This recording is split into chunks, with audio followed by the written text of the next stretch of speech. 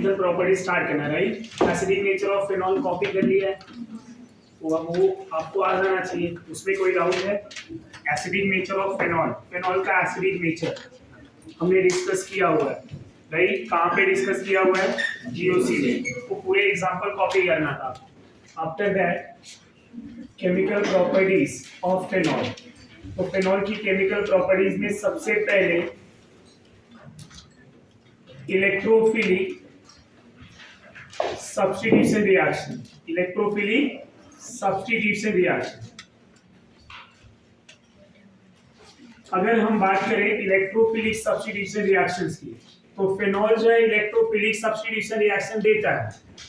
अब फिनॉल अगर electrophilic substitution reaction देगा तो कौन से पोजीशंस पे कमिंग इलेक्ट्रोफाइल अटैक करेगा? Eight which position electrophile get attach? कौन से पोजीशंस पे इलेक्ट्रोफाइल अटैक करेगा? बोलिए सर। तो ऑर्थो एंड पैरा। ये कैसे पता चलेगा कि ऑर्थो एंड पैरा पे? उसके लिए आपको करना क्या होगा? रेजोनेंस। क्या करना होगा? रेजोनेंस। ये लोन पेयर यहाँ डबल बॉन्ड बनाएगा, तो ये डबल बॉन्ड इधर लोन पेयर निगेटिव चार्ज, समझ में आ रहा है? तो यहाँ पे होगा क्या? ये double bond OH positive charge, यहाँ निगेटिव, इस तरह से, समझ में आ रहा है? अब इस निगेटिव को यहाँ डबल बॉन्ड बनाएंगे और ये डबल बॉन्ड इधर निगेटिव हो जाएगा।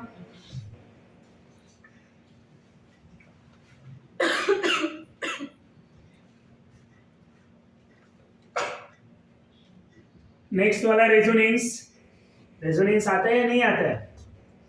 बोलिए जरा। ये बाकी का कंटिन्यू कर पाएंगे? हाँ, छोड़ दूं?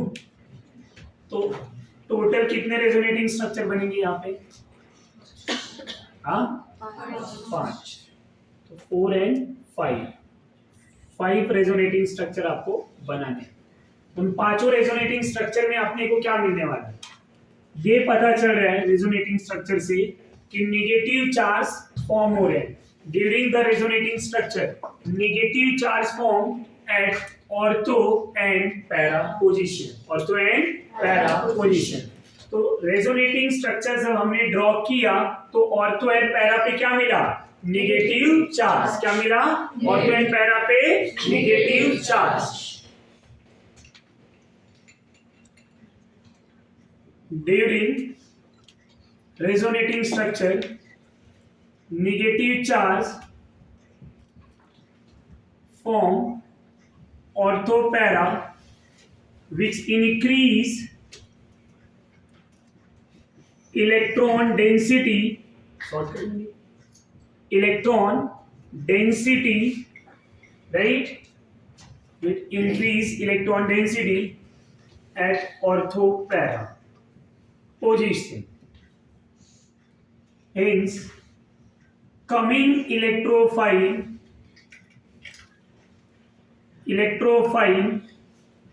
get attached orthopara. समझ में आ रहा है? One of the more important point कि phenol is a strong activating group. Phenol जो है स्ट्रॉन्ग एक्टिवेटिंग ग्रुप है। ऑर्थोपैरा तो है ही है, बट फिनॉल एक स्ट्रॉन्ग एक्टिवेटिंग है। So phenol is strong activating group. ये strong activating group है। कौन? फिनॉल। फिनॉल का ये जो OH ग्रुप है ये क्या है? strong activating रिंग को बहुत ज्यादा एक्टिवेट करता है। इसमें पहले रिएक्शंस की बात करूंगा मैं। First reaction bromination. किसकी बात करेंगे? ब्रोमिनेशन। तो first reaction is bromination reactions. अब ब्रोमिनेशन में हमने फिनॉल ले लिया, फिनॉल को आप रिएक्ट कराएंगे bromine water, bromine in bromine water. तो यहां पे हम लिखेंगे bromine water, bromine in bromine water. तो ब्रोमीन वाटर में जब भी ब्रोमीन के साथ रिएक्ट कराएंगे तो फिनॉल को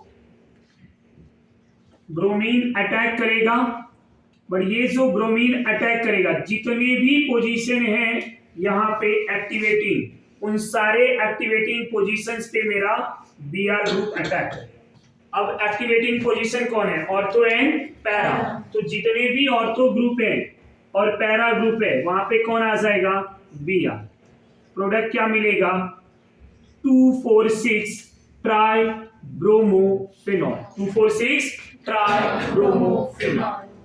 2,4,6 ट्राई ब्रोमोफेनॉल। समझ में आ रहा है आपको? यहां तक कोई कंफ्यूजन? ये है ब्रोमिनेशन इन ब्रोमीन वाटर। ब्रोमिनेशन इन ब्रोमीन वाटर। अगर हमें ऑर्थो एंड पैरा आइसोमर चाहिए, कौन सा आइसोमर? Ortho and para. तो यहाँ पे ब्रोमीन वाटर की जगह पे हम कार्बन डाइसल्फाइड ले लेंगे। क्या ले लेंगे? Carbon disulphide. तो ब्रोमीन और फिनॉल को रिएक्ट कराया अगर हमने इन CH2, एसिटिक एसिड भी ले सकते हैं, CH2 एसिडिक एसिड, ये सब क्या है? सॉल्वेंट है। समझ में आ रहा है? ब्रोमिनेशन रिएक्शन ब्रोमीन वाटर में, एसिटिक एसिड में, कार्बन डाइसल्फाइड में, ब्रोमीन लिक्विड में, ये सब सॉल्वेंट में होता है। तो यहाँ पे ये OH ortho and para product मिलेगा। Ortho and para. मेजर की बात करेंगे तो पैरा मेजर हो जाएगा और ऑर्थो माइनर। ये समझ में आ रहा है? यहां तक कोई कंफ्यूजन? तो ऑर्थो एंड पैरा आइसोमर कब मिलेगा? जब हम सॉल्वेंट यहाँ पे क्या ले लेंगे? CH2। ब्रोमीन वाटर लिया तो क्या मिला? 2,4,6। क्या मिला? 2,4,6 ट्राइब्रोमोफेनॉल। आफ्टर ब्रोमिनेशन सेकेंड रिएक्शन बात करेंगे nitration. Nitration of phenol. Nitration of phenol. Phenol का नाइट्रेशन कराना है।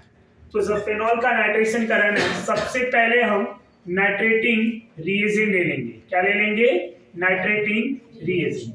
तो यहाँ पे फेनॉल लिया हुआ है, कॉन्सेंट्रेटेड HNO3 ले लूं मैं और कॉन्सेंट्रेटेड H2SO4। यही नाइट्रेटिंग मिक्सचर है आपका। समझ में आ रहा है? अब ये जो फेनॉल है नाइट्रेटिंग मिक्सचर के साथ जब रिएक्ट करेगा तो यहाँ पे आपको पिक्रिक एसिड देगा। क्या देगा? Picric acid. और पिक्रिक एसिड क्या होता है? 2,4,6। क्या होता है? 2,4,6 ट्राइनाइट्रोफेनॉल। समझ में आ रहा है? 2,4,6 ट्राइनाइट्रोफेनॉल which is also known as picric acid। By product क्या मिलेगा स्टूडेंट? H2O। यहां तक कोई कंफ्यूजन? ये पिक्रिक एसिड, ये आपका मेजर प्रोडक्ट माना जाता है। मतलब प्रोडक्ट यही दिया जाता है। वैसे तो ये नाइट्रेटिंग मिक्सचर जो है जब हम फिनॉल के साथ रिएक्ट कराएंगे तो आपको 2,4,6 ही यहाँ पे मेजर माना जाएगा और ये आपका क्या हो जाएगा? Picric acid. जब हम फेनॉल ले लें और इस फेनॉल को डाइल्यूट HNO3 के साथ रिएक्ट करा दें। किसके साथ? Dilute HNO3 in a cold. कभी कभी कोल्ड दिया रहेगा, कभी कभी टेम्परेचर दिया रहेगा। इन अ कोल्ड मीडियम। तो टेम्परेचर मेरा 298 केल्विन, मतलब 25 डिग्री। टेम्परेचर कितना है? 298 केल्विन और 25 डिग्री। अब डाइल्यूट HNO3 प्रोडक्ट क्या बनाएगा? Ortho and para. क्या बनाएगा? Ortho and para. तो ortho nitrophenol and para nitrophenol. Ortho nitrophenol and para nitrophenol. यहां तक कोई डाउट? अब यहां एक क्वेश्चन ये बनेगा, it is a highly volatile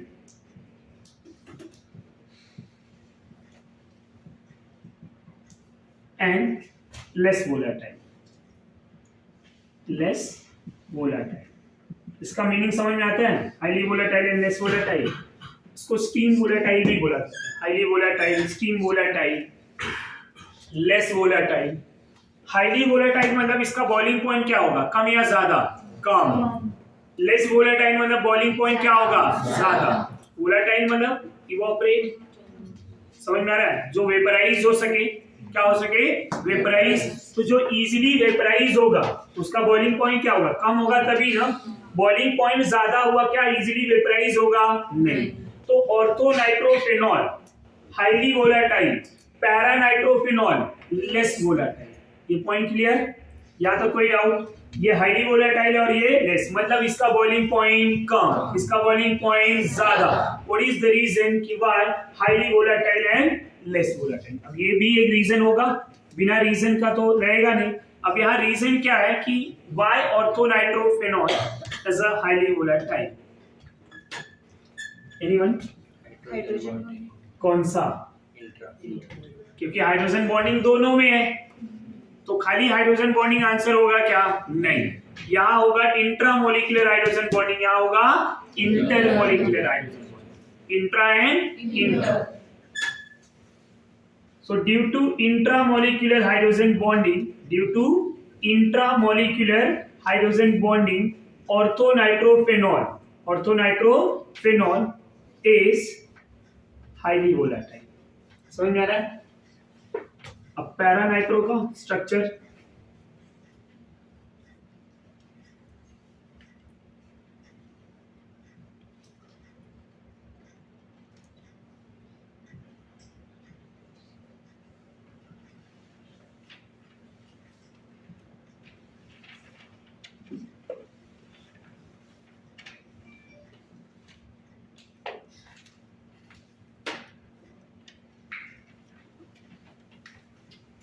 इस तरह से। अब ये जो बॉन्डिंग है, ये कौन सा बॉन्डिंग है? Inter molecular hydrogen bonding. और यहाँ क्या है? Intra molecular hydrogen bonding. तो ये रीजन की वजह से, समझ में आ रहा है आपको? इंटरमोलिकुलर हाइड्रोजन बॉन्डिंग है, इंट्रामोलिकुलर हाइड्रोजन बॉन्डिंग। तो यहाँ पे इंट्रामोलिकुलर हाइड्रोजन बॉन्डिंग है, जिसकी वजह से ये क्या हो जा रहा है? हाईली वोलेटाइल और ये लो वोलेटाइल। ये पॉइंट क्लियर हुआ? यहाँ तक कोई डाउट? नेक्स्ट पॉइंट की अगर हम बात करें, अब अगर मुझे नाइट्रो प्रोडक्ट बनाना है मेजर क्वांटिटी में, जैसे ऑर्थो या पैरा, तो क्या करना होगा? ये भी बहुत ज्यादा सुटेबल मेथड नहीं, यहाँ पे बहुत ज्यादा प्रोडक्ट की क्वांटिटी मिलेगा नहीं। ऐसे केसेस में हम इसी फेनॉल को HNO2 के साथ रिएक्ट कराएंगे। किसके साथ? HNO2, H प्लस ले लेते हैं। HNO2 के साथ जब रिएक्ट कराएंगे तो होगा क्या? ये HNO2 NO plus, H plus आएगा तो OH एंड NO ना, ये वाटर निकल जाएगा, NO प्लस इज इलेक्ट्रोफाइल। समझ में आ रहा है? अब ये इलेक्ट्रोफाइल अटैक कहाँ पे करेगा? पैरा पोजीशन पे, तो ये मिलेगा क्या? OH NO। पैरा पे नाइट्रोसो, इसको लिखेंगे para nitroso phenol, para nitroso phenol. इसी पैरा नाइट्रोसो फिनॉल को डाइल्यूट HNO3 से ट्रीट कर दूं तो ये HNO3 act as oxidising agent, तो इस NO को ऑक्सीडाइज कर देगा। किसमें? NO2। NO is oxidizing to NO2, तो यहाँ क्या मिल जाएगा? OH NO2। तो ये क्या मिल गया? Para nitrophenol. और यहाँ पे परसेंटेज ऑफ पैरा नाइट्रोफिनॉल ज्यादा मिलेगा। तो ये जो मेथड है ये ज्यादा सुटेबल मेथड है। समझ में आ रहा है? For preparation of para nitrophenol are more suitable by using nitrous acid followed by oxidation. Nitrous acid followed by oxidation. समझ में आ रहा है आपको? यहाँ कोई कंफ्यूजन? तो ये नाइट्रेशन के हमने 3 रिएक्शन पढ़े। पहला by using nitrating reagent, concentrated HNO3 and H2SO4, क्या मिलेगा? Picric acid. Dilute HNO3 at low temperature, क्या मिलेगा? Orthonitro and paranitro, where orthonitro is a highly volatile compared to paranitro. Reason क्या है? Intramolecular hydrogen bonding. और यहाँ पे क्या है? Intermolecular hydrogen bonding. ये एमसीक्यू में क्वेश्चन बनती है। Why orthonitrophenol is a highly volatile. समझ में आ रहा है? एक ये भी क्वेश्चन प्यूरिफिकेशन में है कि ऑर्थोनाइट्रो एंड पैरानाइट्रो फिनॉल को सेपरेट कैसे किया जाता है। प्यूरिफिकेशन वाला पार्ट समझ में आ रहा है या नहीं आ रहा है? तो ये सब क्वेश्चन बनते हैं आपको। अब after nitration the third reaction is sulphonation. Sulphonation of phenol. Phenol का सल्फोनेशन अगर मैं बात करूं तो सल्फोनेशन यहां पे फिनॉल का कराने के लिए आपको कॉन्सेंट्रेटेड सल्फ्यूरिक एसिड लेना होगा. क्या लेना होगा? Concentrated sulphuric acid. ये रिएक्शन दो टेम्परेचर पे होता है, एक लो टेम्परेचर और एक हाई टेम्परेचर. मतलब एक 298 केल्विन और एक 373 केल्विन. 298 मतलब 25, 373 मतलब 100. समझ में आ रहा है? तो अब यहां पे अगर मैं दोनों एक साथ करा दूं, दोनों एक साथ करा दूं तब क्या होगा? 298 केल्विन पे लोअर टेम्परेचर है, क्या मिलेगा? ऑर्थो. क्या मिल जाएगा? ऑर्थो. OH SO3H. और 373 पे पैरा, राइट? यहाँ 373 केल्विन. रिएजेंट सेम है, टेम्परेचर चेंज. अगर इसी को मैं क्या करूं? हीट कर दूं तो किस में चला जाएगा? पैरा. इसको भी अगर मैं हीट करूं तो किस में जाएगा? पैरा. ये ध्यान रखिए. ऑर्थो एंड पैरा दोनों अलग अलग टेम्परेचर पे मिलेंगे. एक लो टेम्परेचर और एक high temperature. Low temperature and high temperature. ये समझ में आ रहा है? यहाँ तक कोई डाउट? कॉन्सेंट्रेटेड सल्फ्यूरिक एसिड लेंगे. अच्छा, बाई प्रोडक्ट क्या मिलेगा? ये बताने की जरूरत थी? समझ में आ रहा है आपको? यहाँ तक कोई कंफ्यूजन है? Now the next reaction is acylation reaction. Acylation reaction. Acylation मतलब यहां पे कोई असाइल ग्रुप आएगा, राइट? अब रिएजेंट क्या ले सकते हैं आप?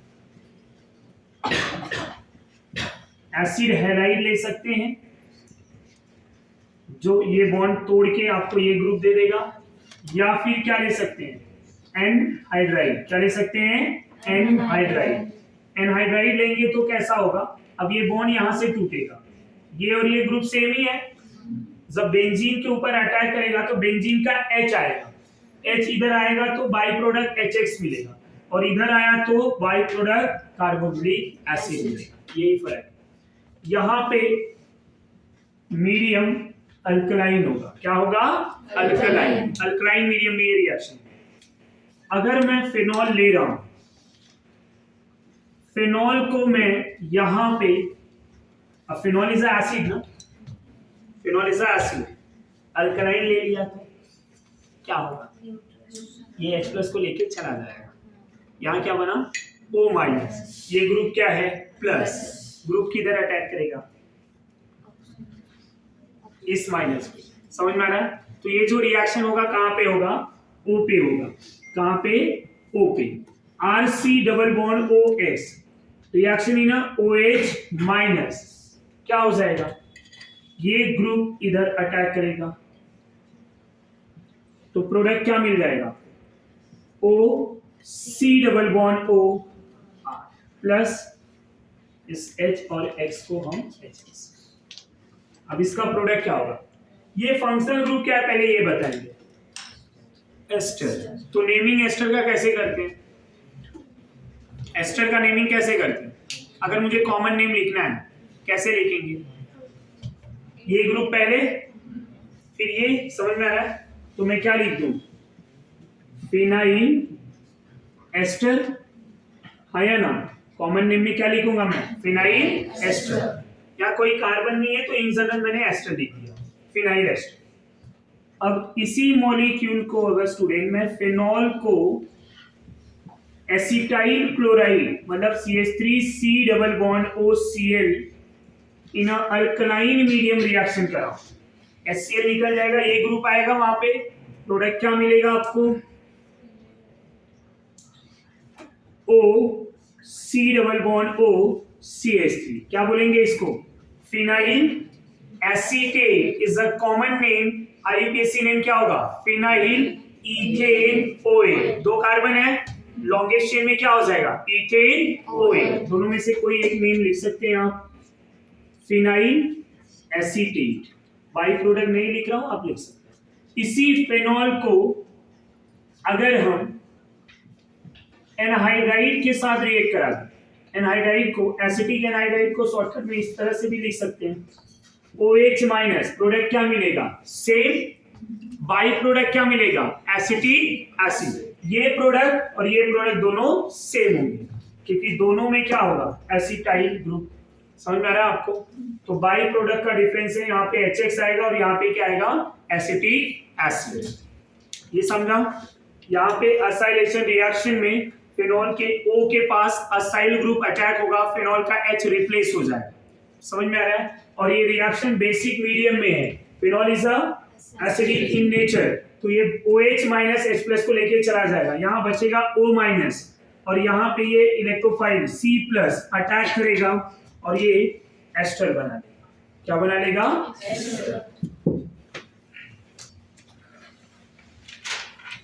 इसके बाद नेक्स्ट रिएक्शंस की अगर मैं बात करूं, हमने एसाइलेशन पढ़ा, राइट? अब जो रिएक्शंस पढ़ेंगे, benzoylation, benzoylation of phenol, benzoylation of phenol.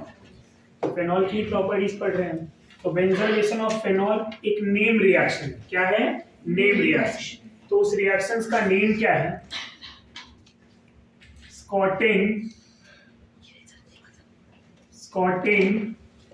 Bowman reaction, Schotten-Baumann reaction. Benzoylation of phenol reaction are known as Schotten-Baumann reaction. उस reactions को क्या बोलेंगे, Schotten-Baumann reaction. इस reaction में होता क्या है, reagent क्या लेंगे,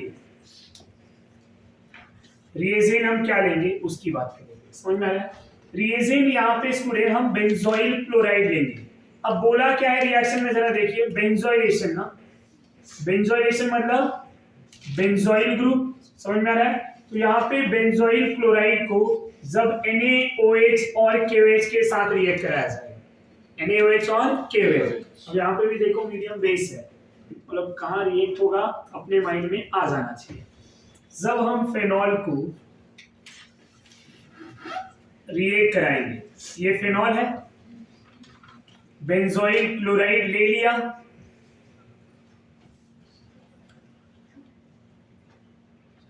NaOH और KOH के प्रेजेंस में प्रोडक्ट क्या मिलेगा, तो समझ में आ रहा है क्या प्रोडक्ट मिलना चाहिए,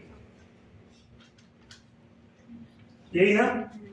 क्या मिला आपको, उधर भी एस्टर मिल रहा था, इधर भी एस्टर, बट इधर कौन सा एस्टर मिलेगा,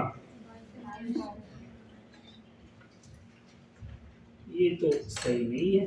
बाइफिनाइल कहां से, फिनाइल एस्टर बोलेंगे, फिनाइल बेंजोइड बोलेंगे। समझ में आ रहा है? एरोमेटिक एस्टर मिल रहा है, क्या मिल रहा है, एरोमेटिक एस्टर। तो ये जो एरोमेटिक एस्टर है इसका नेम क्या होगा, फिनाइल बेंजोएट, फिनाइल बेंजोएट। समझ में आ रहा है, फिनाइल बेंजोएट। ये समझा आपको? अब स्कॉटिन-बाउमन रिएक्शन किस मॉलिक्यूल के लिए होता है पहले ये भी समझ लेते हैं। जब कोई मॉलिक्यूल H+ देता है, H+, अब H+ देने वाला कौन कौन सा ग्रुप है, अल्कोहल के लिए भी ये रिएक्शन हो सकता है, फिनॉल के लिए भी हो सकता है, अमाइन के लिए भी हो सकता है, अमाइन भी H+ देगा। समझ में आया? और ये सेम रिएक्शन हम अमाइन में भी पढ़ेंगे। तो जब H+ देगा और बेंजोइल क्लोराइड के साथ रिएक्शन होगा तो उस रिएक्शंस को हम बोलेंगे बेंजोइलेशन, राइट? और बेंजोइलेशन जिस किसी रिएक्शंस का होगा उस रिएक्शंस को बोलेंगे स्कॉटेन-बाउमन रिएक्शन। समझ में आया? जब मॉलिक्यूल पे बेंजोइल ग्रुप अटैक करेगा तो उस रिएक्शंस को क्या बोलेंगे, स्कॉटेन-बाउमन रिएक्शन। अब स्कॉटेन-बाउमन रिएक्शन में जब बेंजोइल ग्रुप अटैक करेगा तो रिएक्टेंट का H+ निकलेगा, रिएक्टेंट का H+ निकलेगा, तो फिनॉल का H+ जा रहा है। समझ में आ रहा है? अल्कोहल होता तो उसका भी H+ जा रहा है। समझ में आ रहा है आपको? तो स्कॉटेन-बाउमन रिएक्शन आपके एनसीईआरटी के सिलेबस में यही रिएक्शन जो है वो अमाइन के लिए दिया हुआ है, बट जितने भी H+ डोनर वाले ग्रुप है वो सब बेंजोइलेशन कर सकते हैं, वो सब क्या कर सकते हैं, बेंजोइलेशन। तो यहाँ पे क्या मिला आपको, phenyl benzoate ester molecule. Now after this Fry's rearrangement reaction.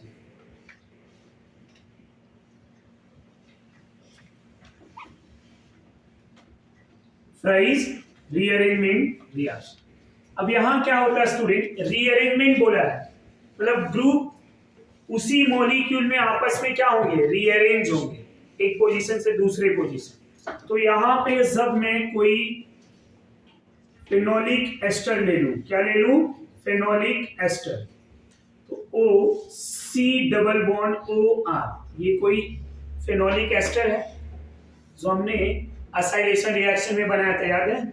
उसी को अगर हम AlCl3 बाय हीटिंग या फिर carbon disulphide CH2 by heating कराते तो होगा क्या, AlCl3 बाय हीटिंग में ये जो ग्रुप है ये पॉजिटिव ये माइनस, और तो का H यहां से H प्लस निकल जाएगा, समझ में आ रहा है। तो H प्लस निकलेगा तो क्या होगा, ये माइनस ग्रुप इस प्लस के ऊपर अटैक करेगा और ये H इधर आएगा। मैकेनिज्म ऐसा होता है, AlCl3 के ऊपर अटैक करेगा तो ये बॉन्ड टूट जाएगा, इलेक्ट्रोफाइल अटैक करेगा इसके ऊपर, समझ में आ रहा है, और यहाँ से H प्लस निकल जाएगा, वो मैकेनिज्म है। अब जैसा ऑर्थो पे हो रहा है वैसा किसके ऊपर होगा, पैरा पे। अब ऑर्थो पे अटैक करा है तो O C double bond O R, समझ में आ रहा है आपको, ये असाइल ग्रुप आ गया, समझ में आ रहा है। Similarly same at para position, कहां पे मिलेगा, पैरा, समझ में आ रहा है आपको, इस तरह से। अब ये मॉलिक्यूल का क्या हुआ है, ये मॉलिक्यूल H यहां पे चला गया और असाइल ग्रुप जो है ऑर्थो एंड पैरा पे आ गया, ऑर्थो एंड पैरा पे प्रोडक्ट बना, तो हम इसको बोलेंगे ortho acyl phenol, para acyl phenol, in general acyl group है ना ये, तो ortho acyl phenol, para acyl phenol, समझ में आ रहा है। पर ये असाइल ग्रुप क्या है, कीटोनिक ग्रुप है, समझ में आ रहा है आपको। तो ये ऑर्थो एंड पैरा आइसोमर मिला है, ऑर्थो एंड पैरा आइसोमर, समझ में आ रहा है। तो यहाँ पे टेम्परेचर के अकॉर्डिंग मेजर और माइनर होता है, हमें जनरली हीट दिया रहेगा आपको रिएक्शन में, तो इस तरह से दो प्रोडक्ट, पैरा को मेजर मानेंगे, क्या मानेंगे, मेजर, और ऑर्थो को माइनर। तो इसी रिएक्शंस को हम क्या बोलेंगे, Fries rearrange, reaction are known as Fries rearrange. अब इस रिएक्शन में अगर स्टूडेंट मैं R की जगह पे OC डबल बॉन्ड OCH3 ले लूं और यहाँ पे AlCl3 बाय हीटिंग करा दूं, तो ये रिएक्शन क्या हो जाएगा, जैसे ही अगर कोई फेनोलिक एस्टर होगा, क्या होगा, फेनोलिक एस्टर, और उसको AlCl3 बाय हीटिंग से रिएक्ट कराएंगे तो होगा क्या, वहां पे ये ग्रुप असाइल ग्रुप रीअरेंज होके कीटोन में चला जाएगा, किसमें चला जाएगा, कीटोन। यहां इस तरह से प्रोडक्ट मिलेगा। आप इसको बोल सकते हैं ortho hydroxy acetophenol, ortho hydroxy acetophenol and para hydroxy acetophenol. Ortho and para दोनों पे मिलेंगे। OH ग्रुप या प्रिंसिपल फंक्शनल ग्रुप क्या है, कीटोनिक ग्रुप। ये पूरे ग्रुप को हम क्या बोलते हैं, एसीटोफिनोल। तो ये क्या हो गया, para acetophenol, para hydroxy acetophenol and ortho hydroxy acetophenol, where para is major, ortho is minor. Temperature का भी रोल होता है, बट आपकी क्वेश्चन में टेम्परेचर नहीं दिया जाएगा, समझ में आ रहा है। टेम्परेचर का रोल क्या होता है कि लोअर टेम्परेचर पे 60 डिग्री सेल्सियस तक हमारा पैरा मेजर होता है। अगर टेम्परेचर बहुत हाइयर कर दिया 160 डिग्री तो वो हो जाएगा ऑर्थो मेजर, समझ में आ रहा है। पर टेम्परेचर रोल आपको नहीं दिया रहेगा, ऐसा नॉर्मल हीटिंग का सिंबल दिया रहेगा, पैरा इज अ मेजर। इसके बाद the next reaction is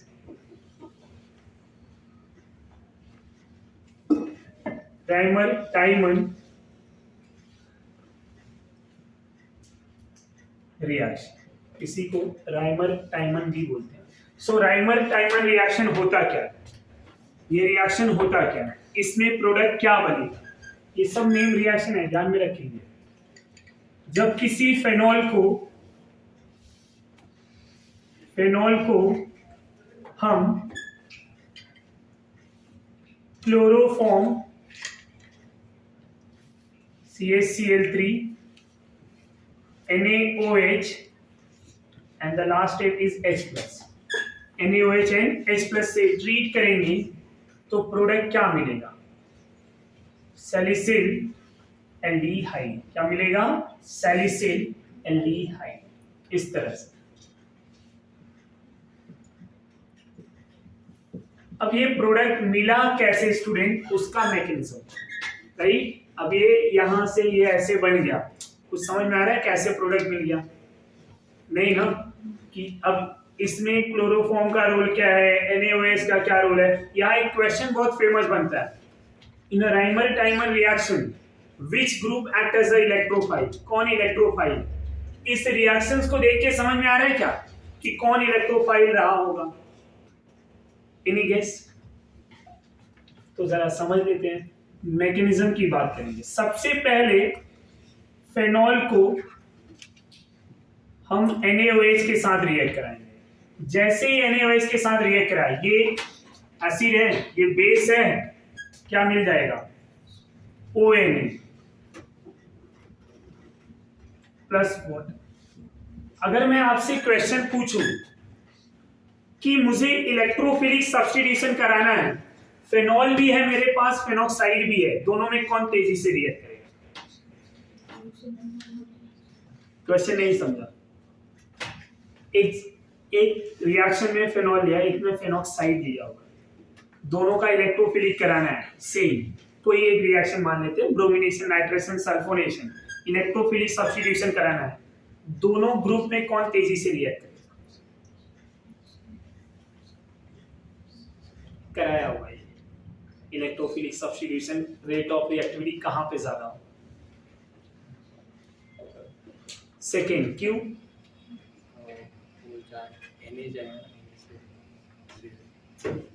electrophilic की बात करें मतलब बेंजीन पे कौन सा कमिंग इलेक्ट्रोफाइल बहुत तेजी से अटैक करेगा? यहां आ गया GC प्लस M माइनस आई, प्लस M प्लस आई। नहीं समझा? O माइनस Na प्लस है ना, कंप्लीट नेगेटिव चार्ज, प्लस आई होता है। अभी भी कंफ्यूजन है। इसका नेचर क्या है? OH का नेचर क्या है? प्लस M और माइनस आई। और यहाँ इसका नेचर क्या है? ONA का नेचर क्या है? प्लस M और प्लस आई। क्योंकि अभी न्यूट्रल दिख रहा है, बट ये आयंस के फॉर्म में I माइनस Na प्लस, तो complete negative charge better plus है। ये पढ़ा हुआ है ना हमने? तो इसके रिंग में इलेक्ट्रॉन डेंसिटी ज्यादा होगा कंपेयर टू दिस रिंग, तो इस रिंग में इलेक्ट्रॉन डेंसिटी ज्यादा, तो रिएक्टिव ज्यादा कौन होगा? ये ना हमने पढ़ा हुआ ना कि O minus is more reactive then OH। याद आ रहा है या नहीं? इसीलिए तो ये रिएक्शन कराया। Phenoxide ion are more reactive than phenol. Try to understand. Phenoxide ion are more reactive than phenol in a electrophilic substitution reaction. तो पहले स्टेप में क्या किया? NaOH, क्या मिला? ONA। अगर आप आयंस लिखना चाहें तो इस तरह से लिख सकते। समझा? कोई डाउट? अब स्टूडेंट जो क्लोरोफॉर्म है वो इस तरह से होगा। इस क्लोरोफॉर्म को अगर मैं NaOH मतलब OH माइनस, एसिड को बेस पसंद है, राइट? ये बेस, ये H+ चला गया, वाटर निकला, क्या मिला आपके पास? ये H+ के फॉर्म में जा रहा है, इधर क्या बचेगा? माइनस। क्या बचेगा? माइनस। Carbon negative, right? इस तरह से। अब क्या करूं मैं? अगर माइनस मतलब एक लोन पेयर भी है, अगर मैं इस बॉन्ड के इलेक्ट्रॉन को यहां से Cl माइनस एक निकाल दूं, मैं एक Cl माइनस निकाल दूं, तो अब ये इस कार्बन पे क्या बचेगा? प्लस, और ये क्या है? माइनस। ये चार्ज क्या हो गया? न्यूट्रल। मिलेगा क्या आपको? इस तरह से ना, बट इलेक्ट्रॉन रहेगा या नहीं? चार्ज न्यूट्रल हुआ। अब इसको क्या बोलेंगे? DCC, डाइक्लोरोकार्बीन, डाइक्लोरोकार्बीन इसके वैलेंस शेल में कितने इलेक्ट्रॉन है? दो दो दो। कितने इलेक्ट्रॉन है? 6। सो 6 इलेक्ट्रॉन है, मतलब ऑक्टेट इनकम्प्लीट, और ऑक्टेट इनकम्प्लीट है तो एक्ट एज अ इलेक्ट्रोफाइल। तो in a Reimer Tiemann reaction which one act as a electrophile? DCC, dichlorocarbene. इसी को ऐसे लिखा रहेगा, ध्यान में रखना। ये और ये दोनों सेम है ना। अब इसी फिनॉक्साइड आयन में O Na+, राइट, इस तरह से यहां ऐसा ओपन कर रहा हूं मैं, जब ये बॉन्ड को तोड़ूंगा मैं, ये माइनस और ये प्लस हो जाएगा। अब ये माइनस, क्योंकि ऑक्टेट इनकम्प्लीट है, तो ये माइनस इस C के ऊपर अटैक करेगा। समझ में आ रहा है आपको? और जब इस C के ऊपर अटैक करेगा तो रिएक्शन क्या होगा?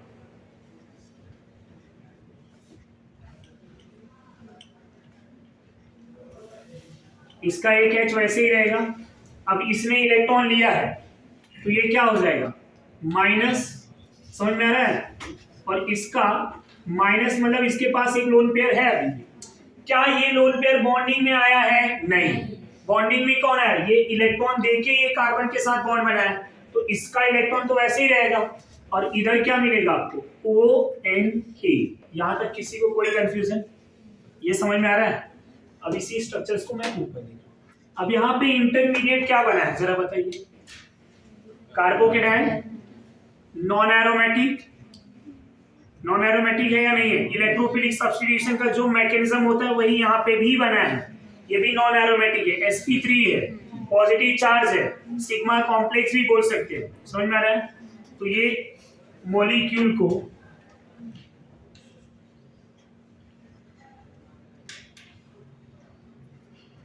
इस तरह से ओपन किया जाए, ये निगेटिव,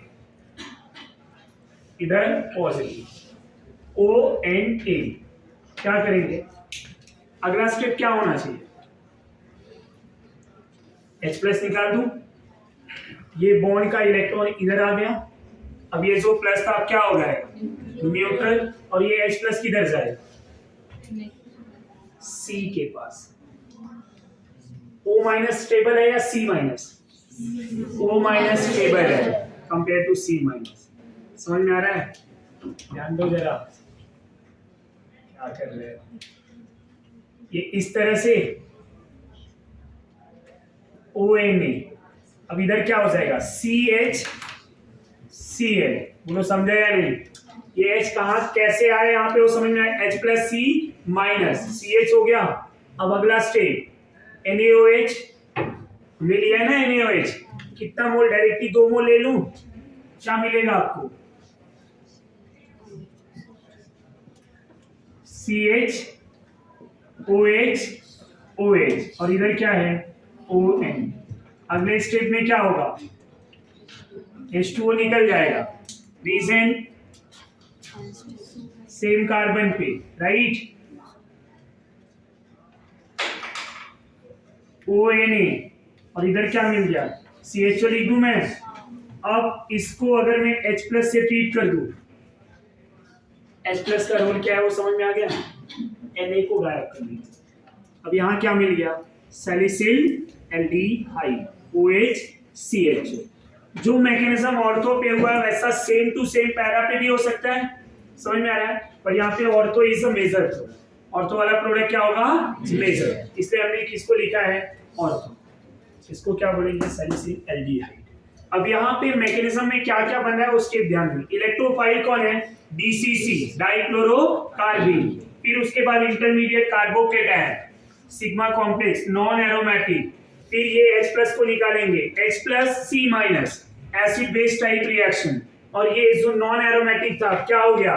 एरोमेटिक। बाद में इसका हाइड्रोलिसिस, NaOH लिया हमने, आप वाटर से भी हाइड्रोलिसिस करा सकते हैं। कोई भी OH आएगा, Cl चला जाएगा। अब यहाँ NaCl बाई प्रोडक्ट निकल गया। ये 2 OH अनस्टेबल वाटर निकल गया CHO, इसको H+ से ट्रीट करेंगे तो क्या मिल जाएगा आपको OH। समझ में आ रहा है? सो ये आपका डायमंड डायमंड रिएक्शन।